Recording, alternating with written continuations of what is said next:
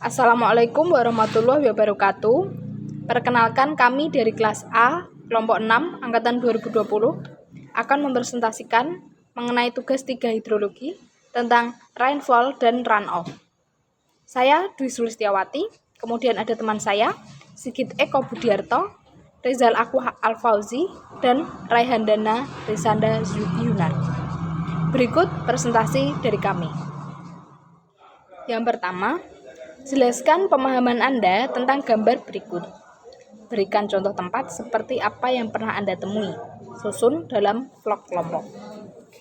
Nah, menurut hasil diskusi kelompok kami, gambar pada soal di atas menunjukkan bahwa semakin banyak tumbuhan yang tumbuh di permukaan tanah, maka semakin kecil runoff yang terjadi.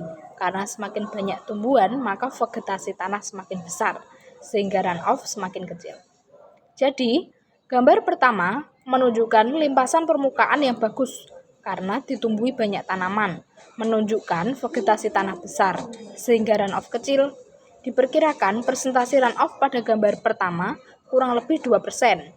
Contoh daerah yang runoff-nya kecil adalah daerah yang terdapat banyak hutan, seperti di Papua, dan hutan Amazon di Amerika Selatan.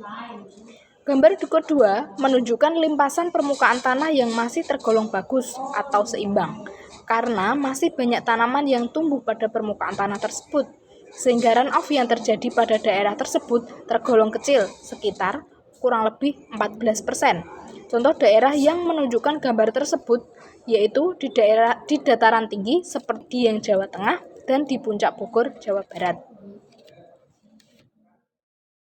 Gambar ketiga menunjukkan limpasan permukaan tanah yang buruk karena hanya terdapat sedikit tanaman, sehingga vegetasi tanah cukup kecil pada daerah tersebut, sehingga runoff yang terjadi cukup tinggi sekitar kurang lebih 73%. Contoh daerah yang menunjukkan daerah tersebut yaitu di pedesaan yang padat penduduk, misalnya di daerah Kabupaten Kudus dan Kabupaten Demak. Gambar keempat menunjukkan limpasan permukaan tanah yang buruk karena daerah tersebut terlihat gersang dan susah ditumbuhi tanaman sehingga vegetasi tanah kecil yang mengakibatkan runoff cukup besar, sekitar kurang lebih 85%. Ini mengakibatkan daerah tersebut terjadi banjir jika musim penghujan dan terjadi kekeringan di musim kemarau. Contoh daerah yang menggambarkan kondisi tersebut yaitu Sumba Timur, NTT, dan Buleleng, Bali. Gambar kelima menunjukkan limpasan permukaan tanah yang sangat buruk karena daerah tersebut sudah beralih fungsi menjadi pemukiman yang sangat padat penduduk tanpa adanya tanaman yang tumbuh, sehingga vegetasi tanah tidak ada akibatnya. Runoff sangat besar, yaitu sekitar 100%. Kondisi mengakibatkan daerah tersebut akan mengalami banjir yang cukup parah saat musim hujan dan kekeringan serta suhu yang cukup tinggi saat musim panas. Contoh daerah yang menggambarkan kondisi di atas adalah di kota besar seperti Jakarta dan Surabaya.